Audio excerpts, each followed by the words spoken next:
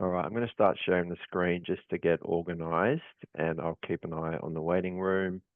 Let's get cracking. It's a pretty busy day, full agenda, lots to talk about. So can I get a thumbs up or a message?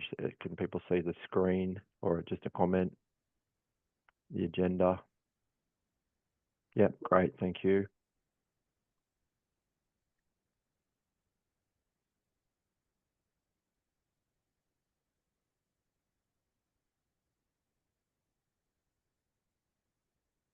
Okay, so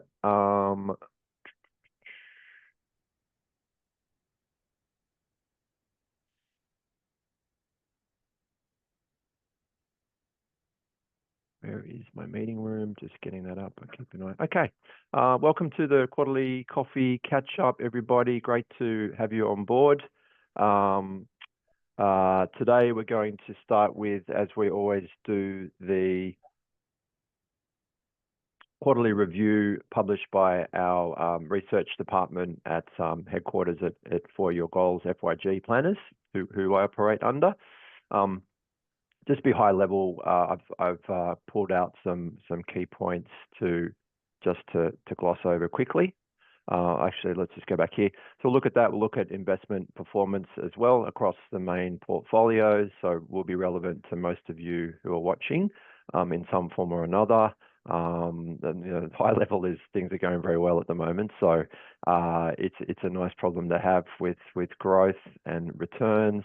And then we're going to dive into a bit of a tax mini masterclass. So that will probably take a fair bit of time. There's a lot to cover. Hopefully some good ideas will come out of that. Or at the very least, you know that you're getting the right advice, or you're doing the right thing. Even that to me is good peace of mind. Tax is always in the news. I would say every second client that comes to me is looking to solve a tax problem, among other things. And if we get time, I'll also talk about new spending cashback schemes that we've discovered as well. But focus at the moment, or for today, the priority is just investment commentary and strategies around what to do, if anything, and also the tax. So let's get cracking on. This is a summary of the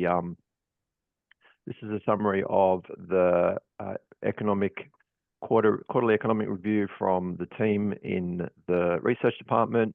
A lot of economic stuff, obviously. I just sort of glanced through it yesterday and picked out, as I've highlighted here, a few key points, I guess. As I've already mentioned, share gains or global markets very strong in quarter three. We'll look at the numbers shortly. That the main driver continues to be the AI technology space and the huge amount of spending in the pipeline for that, for better or worse. Rate cuts in the US as well, helping support the economy and just the general sentiment. And everything pretty much rallied, right? So credit markets, that means bonds issued by corporates as opposed to bonds issued by governments. That's what a credit market is. Digital assets, so obviously crypto being very high profile, and commodities as well. Gold continues to make, until recently, lifetime highs.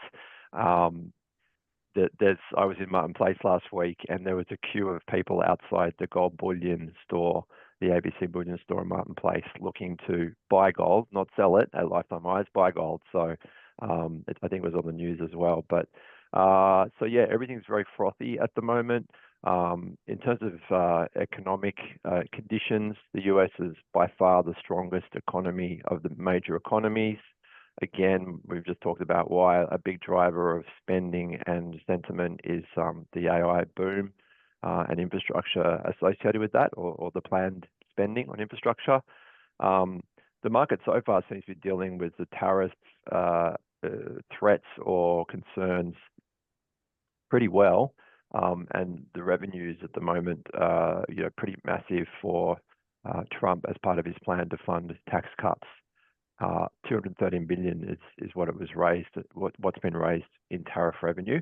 It won't come near what the tax cuts and the fiscal shortfall will be. So that's the thing to keep in mind. There's still going to be a massive budget deficit in the US.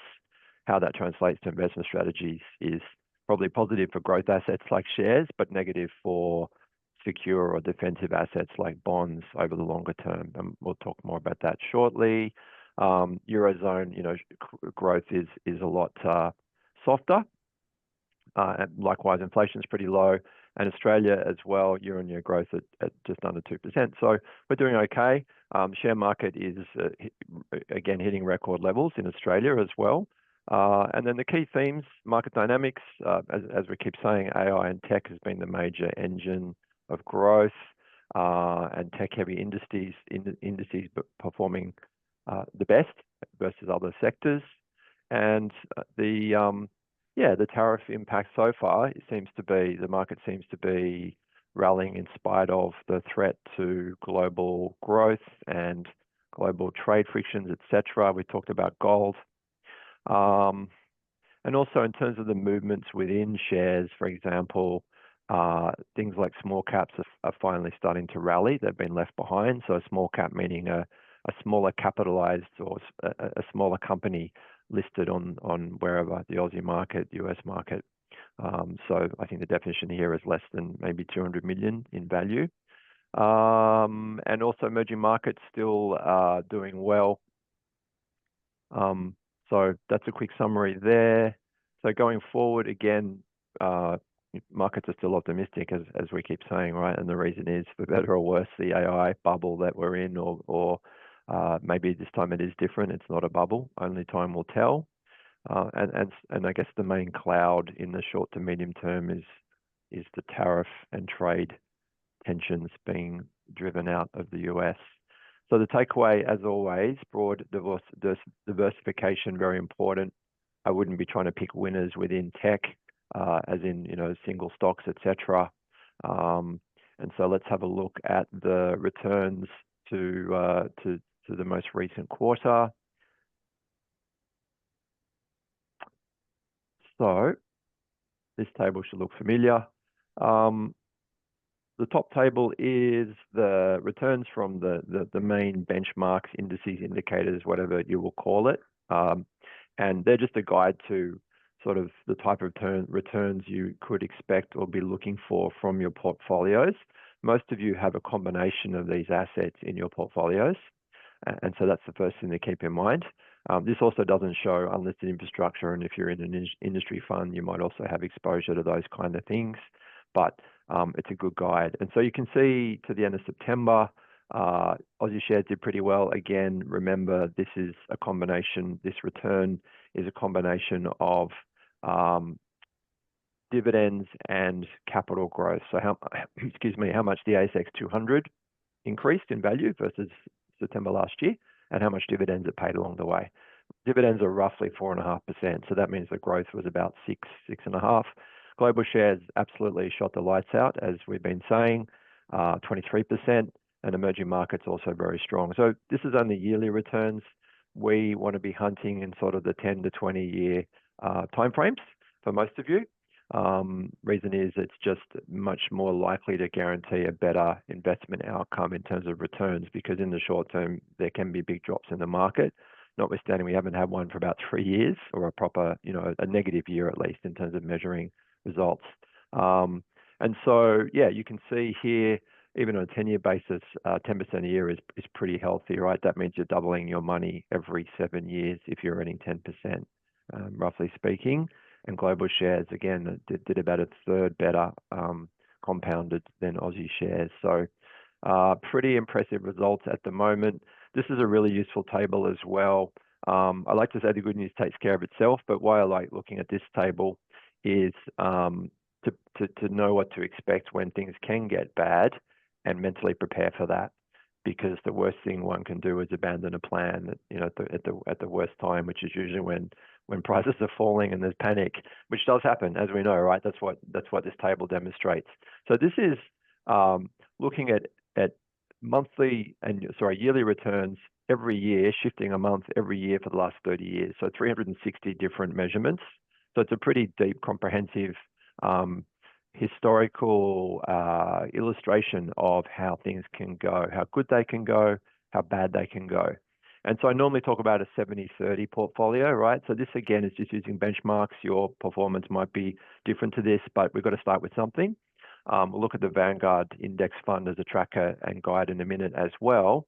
But you can see the last 5 years, a 70-30 portfolio. To refresh your memory what that means, 70% in growth assets, shares, property, global shares, infrastructure, whatever, 30% in secure or income type assets, government bonds, credit or corporate bonds, cash, term deposits, so on and so forth. And so the last 5 years, the benchmark or the index has returned about just over 9%, very, very healthy numbers. You can see the 1-year return here. A lot of clients are also in a 50-50 portfolio, not always, but tend to be older, more conservative in many cases.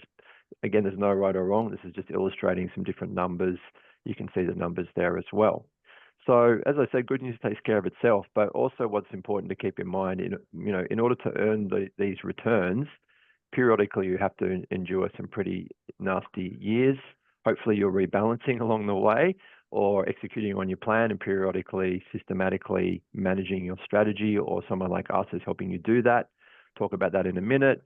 But again, you can see 70-30, the best and worst 1-year returns in the last 30 years, right? So this isn't just to the end of December. It's if you look back every single month in the 1-year return in the last 360 months, how bad could it get? And so 70-30 was down nearly a quarter, right? Pretty ugly. But again, if you stayed the course, you would have earned nearly 10%, right, in your best 10 years, or which is this number here. Oh, sorry, a bit over 10%. Or in the worst 10-year period over the last 360 measurements, rolling 10 years, rolling years, about 4%. So never suffered a loss, but obviously there's a big difference between a great 10 years and a lousy 10 years. That's a big gap. So the takeaway from this is to mentally prepare and have those conversations with yourself and your advisor if you're really worried that's how bad things could get. History doesn't necessarily guarantee that the same thing will happen in the future. And so, for example, if that's a big concern, and hopefully you've done this work already, but you can see the 50-50 portfolio has a lot less drawdown, right? So the worst year was roughly half the worst year of a 70-30, and the returns aren't half, right? The best return was 28 for a 70-30. You didn't take a massive haircut in returns for a lot less risk. There is no right or wrong, but these are the conversations that you need to have with yourself or with your advisor, or whatever, your accountability buddy, so on and so forth. So we'll have a quick look at how the 70-30 portfolio as a sample has tracked in the last 5 years. And so what this is your Vanguard stock standard, highly liquid, low cost 70-30 exchange traded fund. And this is the value of the fund in the last 5 years, right? Oh, sorry, let me rephrase that. This is the value of $10,000 if you invested 5 years ago, and what it's worth now. Excuse me. And as you can see, pretty strong growth, right? $5,500 the last 5 years. In addition to that, you've also earned yearly or periodic income along the way in the form of dividends and distributions, interest, etc., from the assets that the portfolio owns. So you can see here it's at a peak in the last 5 years, and if we extended that chart, it would be a peak as well, right? It's just things are going very, very well at the moment.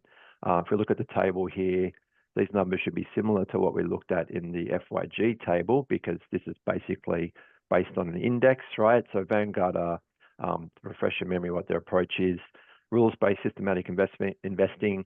They will just track the various indexes, or they will aim to give you the return from the indexes in which you are invested, or the markets you want to invest in. So the S&P 500 being the US market, or the ASX 200 being the Aussie. So the last 5 years, total return here, 9.5%, roughly similar to the numbers we looked at. Bearing in mind they were August numbers on the FYG table, but it gives you a guide as well. Takeaway is strong returns are strong at the moment. So what do we do about that? Is it a good problem to have? Yes. Should we be taking action? The answer is it depends. And so this is where you need to lean back on your plan, either if you're DIYing or accountability buddy or us, and go, okay, where returns have been great. My portfolio is up X% or X thousand or $100,000, depending on in what language you think. in dollar terms or percent terms, and basically track it back to or reflect it back on what your targets are. So maybe you've ended up with, this is a 70-30, maybe you've ended up with, and shows you here how the money's invested, right? Australian shares 26%, global shares 20. Maybe that's gone up to 25%, right? And your target's 20. Then that's when you sit down and go, well, great, I'm going to harvest some of those amazing profits, right? We just saw back here that global shares have returned 23% in the last 12 months. Could they do another 23? Yes, possible. Is it likely? Hard to say. You know, every couple of years, there's usually a decent drawdown or drop of at least 10%, and sometimes larger over a 5 to 7 year period. So the point is that you need to, the decision whether or not to take action is dependent on what your target is, right? If you have a asset allocation target and it's drifted away from that, that's when you take action. Whatever the asset is that's grown most, generally you harvest some of that growth. And that's a really important maintenance and proactivity to do with your strategy. Again, depends on your system, right? And the point is you must be applying and using a system.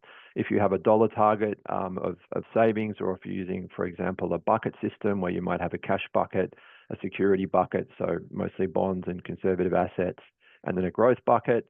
Does the cash bucket need filling up at the moment? How many years or how many months of savings do I have in there, right? How is the medium-term bucket looking, or the security bucket? Perhaps that needs filling up. And where would I source that from? Well, the growth bucket is flowing over at the moment, as we've seen. All the growth assets are going nuts. And so these are the times when you have that conversation, right? It's really important to have that system in place, because we don't know when the next correction is going to come. So you use those rules, whatever framework you are using, to make that decision. And there is your answer. So you don't have to worry about what's going to happen in future. You just deal with what's in line with you today, with your investments relative to what your targets or system for action or signals to take action is. So hopefully that is making sense. And I'm mindful of time. So I think that's, pretty much the most important stuff for the investment side. The key thing is you need a system, right? You need a system, and you need to make sure you're following your system and you're checking your portfolio, whatever that rule is, or that we're doing it. If you're a client of ours, then we are doing it, and you're hearing from us. So let's talk about tax. As I said, almost probably every second client that contacts us, usually one of the things they want to do is streamline their tax. So I put together a quick slide on the tax optimization concepts. Let me just tidy this up. What do we want? We just want a slide. No, where are we? So, okay. So what's tax optimization? Hopefully, let me see if I can make this a bit larger. Animations, slideshow. That's going to work. I've just done the slideshow, but I'm not sure if I've lost the share. Can I get a heads up or a thumbs up or something? Can people still see the slides or comments? Yep. Thanks, Don. Thanks, Sophie. Okay, great. So what's tax optimization? It's really about, as it says here, using legal ways to minimize the tax, right? We might have most of us heard of Kerry Packer, now deceased, but was at one stage the richest man in the world. And he's got a famous quote saying, if any mug that doesn't legally minimize their taxes, is a moron, or words to that effect. So there is nothing wrong with trying to streamline and optimize your tax. The important thing is that the difference between optimization and avoidance is when you're hiding income or intentionally misleading the tax office. That is a key crime, if you will. And we do not do that, right? You've come to the wrong place if you want us to help you with that. And so what do we want to do? We want to keep as much money in your pot as we can and have that growing and working for you for whatever those goals are, right? It doesn't matter what age and stage you are, it benefits everybody. And so the way the tax system works in Australia and many OECD countries is what we call a progressive tax system. So as you earn more, you pay more tax, both in dollar terms, but also the rate increases. I'll show you the tax scale in a minute. But the key point is small changes can save a lot of money. The compounding impact works. We talk about compounding a lot with investing, but the compounding benefits also apply to tax, right? The less tax you pay, the more there is left to grow or to be used to fund your financial independence or your retirement. So it's really good to the sooner you can do this, the better. The sooner you can lock those benefits in, the better. The better it is to be done. So what's some low-hanging fruit? Super, right? Again, this is catering to many viewers. So some people might look at this and go, "That's not me." We're just trying to have a very broad conversation here. So please bear that in mind. This is not specific advice directed at you. It's just general advice and workshopping. Obviously, happy to take one-on-one calls separately to discuss your situation. But things like maximizing your concessional contributions are a no-brainer. If you've got capacity to do that, or cash flow, or again, there's lots of variables, but that can effectively give you a tax deduction of up to $30,000. Less of a tax kicker directly, but also you can also plug another $120,000 in tax paid or after-tax dollars into super. So you don't get a deduction, but it's also useful because your money is growing in a much lower tax environment, most likely, or you wouldn't be doing it, relative to where it's sitting at the moment. And I'll show you the tax ladder, which will illustrate that point really well. And so salary sacrifice, deductible contribution. So this is all another way of saying using money going into super to bring down your tax bill. Pre-retirees also have a little kicker called a transition to retirement, where you might not be ready to retire, and you might still want to work or work part-time. There's also strategies around that where you can bring your tax down, draw some tax-free income from super, etc. If anybody's interested, we can explore that. So the structure and the setup of your affairs is really important. And I always say you've got to get this right first before you answer any investment question. So again, particularly with new clients coming in and they might have sort of fresh money, in other words, they might have downsized or got a windfall like an inheritance or sold a business. The first thing we do is talk about what structures might be suitable for them and their situation. And the way we do that is the tax ladder. I'll just escape from this for a sec. And this is the tax ladder here, right? So what we try to do, as it says, is we try to get our clients from up here, ownership of assets and income in their names, down here to the super level. And the reason is, as you move down the rungs on the ladder, the tax rates become vastly lower. To give you an example, this is the marginal tax rate here if you're in this income bracket, right? You're paying 30 cents in the dollar plus another 2% for Medicare. So not a small amount of money. When you consider now the average salary in Australia is $105,000, that's the average, right? So that means half of income earners in Australia are earning more than $104,000. It doesn't take long if you go up, even if earning a third more than the average wage, you're already paying pretty high tax rates. And so the idea is to get you down with the right structuring, stepping down the rungs on this ladder. And so these are the main structures that are available to the vast majority of people in Australia. As to what you use and to what degree and whether it's viable, it all comes down to your personal situation. But the tax rate for individuals can be up to 47%, as we just saw. So if we just put a little note here, right, maximum tax is 47% when you include Medicare. If you get down to super, for example, super is a,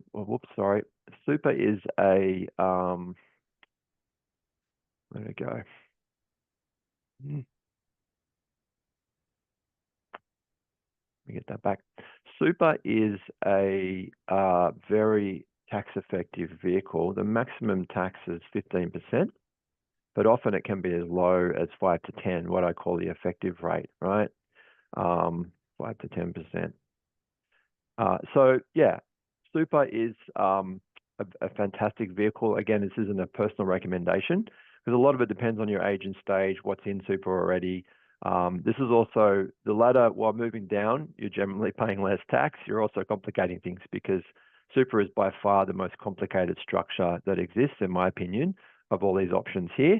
And the government is constantly tinkering with the rules. There's been a lot of news recently about Jim Chalmers sort of backflipping a little bit on the $3 million super tax. Today's not the forum to talk about that.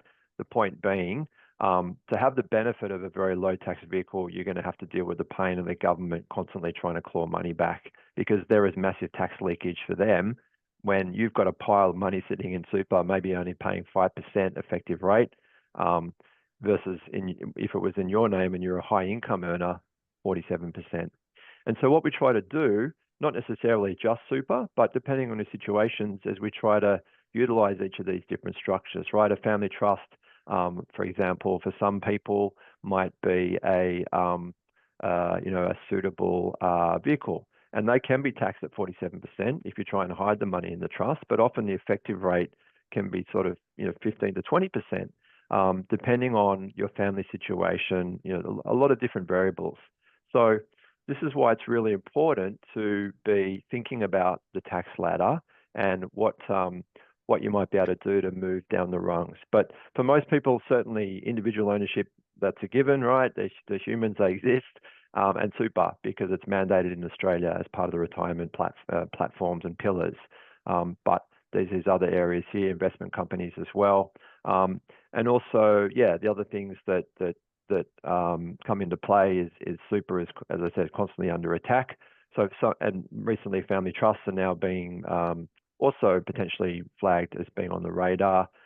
Investment companies are another option where effectively you set up a company and that can hold investment assets. And the maximum tax rate you'd ever pay for that is 30%, which is compared to, as we said here, if you're a decent income earner, it doesn't take much to push you into a 37% bracket. So we're having those conversations with clients at different points in their life, particularly if they come on as new clients, but also if they've had a major change in income, entering retirement windfalls, if families expanding, starting a business, all kinds of things, right? So that's the tax ladder that we like to use, or at least start as a conversation point. When I say we, most of the time it's me as your fiduciary tax advisor and financial advisor in the case where I'm working with you ongoing, working with your tax advisor or accountant. That's the triangle effectively of service, right? You've got your advisor, you've got a tax accountant here and a fund accountant if you're running your own fund. And over here, you may have an estate planning specialist as well. And so that's the triangle of service for looking after our clients, making sure that everything's covered. So that's what the tax ladder is. And the key thing is to be aware of how to utilize each of those and whether or not they'd be relevant or suitable for you. Other things that can be useful without having to go to the trouble, so to speak, and the expense of setting up different structures, because they all come with a cost, both mentally of extra things in your world to deal with and also running costs. But the argument is the tax benefits the financial benefits exceed those costs and then some. Again, it all depends on the individual circumstance. So the other ways to do it that are straightforward or that can assist or enhance the approach is things like negative gearing, where again, I won't explain what that is because we've heard about it plenty of times, but that's just another way to bring your tax down. Of more benefit for higher tax rates, right? The higher the tax rate, the larger the deduction. So you often see professionals on high incomes maybe go and buy an investment property or negative gear a share portfolio so they get the tax write-off.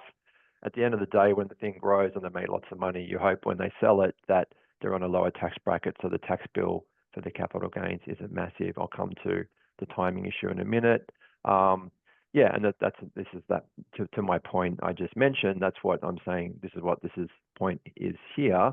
Often you can finesse the timing of buying and selling things to reduce tax as well. So it's not just about structures, but it's about what's available with what you've got. So negative gearing, anybody can do it. Generally higher tax brackets, more benefit.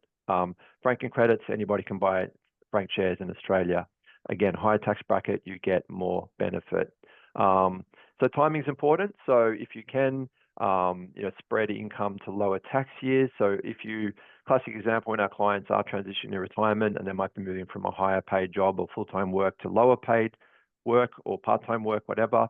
And that's great. If you know you've got a big capital gain coming, you might be selling an investment property. You would wait for the sale to settle after or in that tax year in which your income's dropping, and you might save a significant amount of money. So again, the tax planning is important, right?